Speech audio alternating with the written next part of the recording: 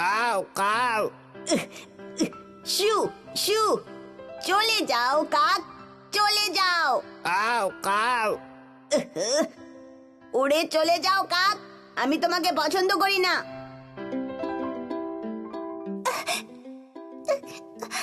শু শু, আমি ওকে উড়িয়ে দিয়েছি। তোমরা কাকটাকে কেন তাড়িয়ে দিচ্ছ? মা, কাকগুলো দেখতে কি কুৎসিত, ওদের গলার আওয়াজও কি বাজে। কিন্তু তুমি খুব নির্দয়ভাবে কথা বলছো কিন্তু নীল। তুমি কখনো তাকে কেমন দেখতে সেটা নিয়ে বাজে কথা বলতে পারো না। কিন্তু এটা তো সত্যি মা। না, সেটা নয়। কাক খুব মার্জিত প্রাণী। আমরা যদি কাছ থেকে দেখি তাহলে দেখতে পাবো যে ওদের যে ডানা আছে আর ঠোঁট আছে ওটা খুবই উজ্জ্বল। ওদের চোখ দুটোও দেখতে খুবই সুন্দর। মা, আমি কালকে রাস্তায় দেখলাম কিছু কাক আবর্জনা খাচ্ছিল, কত নোংরা ছিল। কিন্তু বাচ্চারা, কাক এমনই হয় কিন্তু।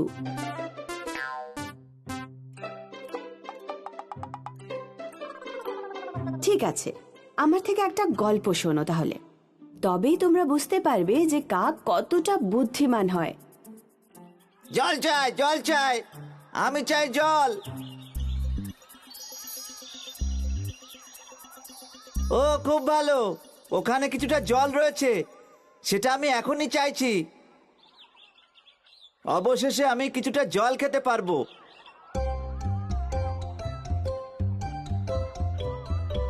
ও না, প্রথমে তো আমি কোথাও জল খুঁজেই পাচ্ছিলাম না।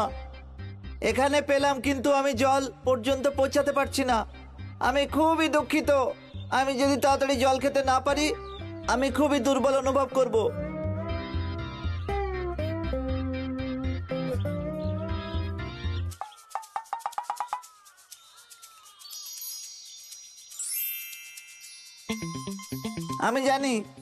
আমি জানি কি করতে হবে।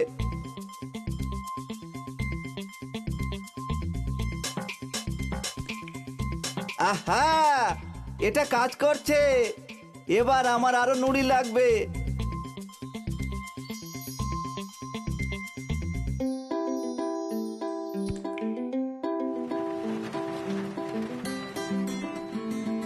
উঠছে, জল উঠছে, জল উঠছে।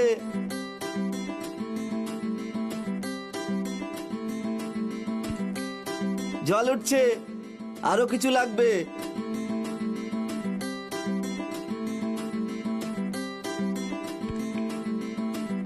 অবশেষে হয়েছে। এবার দেখতে হবে আমি জল পর্যন্ত পৌঁছাতে পারবো কিনা। আমি খুব খুশি, সঠিক সময় একদম সঠিক বুদ্ধি মাথায় এসেছে। তো এইভাবেই বুদ্ধিমান কাক জল খেয়েছিল আর নিজের প্রাণ বাঁচিয়েছিল। কি মজাদার গল্প মা, আমি জানতাম না যে কাক এত বুদ্ধিমান হয়। ওরা বুদ্ধিমান, এখানে অন্য কিছুও শেখার আছে। যখন কোনো বিপদ আসবে তখন তোমাদের মাথা ঠান্ডা করে চিন্তা করতে হবে, সমাধান নিজেই তোমাদের সামনে চলে আসবে। মা, তাড়াতাড়ি এক টুকরো পাউরুটি দাও আমায়। Cow cow. এই নাও, ধরো। এই যে কাক, পাউরুটিটা খাও প্লিজ। দেখো, তোমরা নতুন বন্ধু বানালে। এবং সে খুব বুদ্ধিমানও।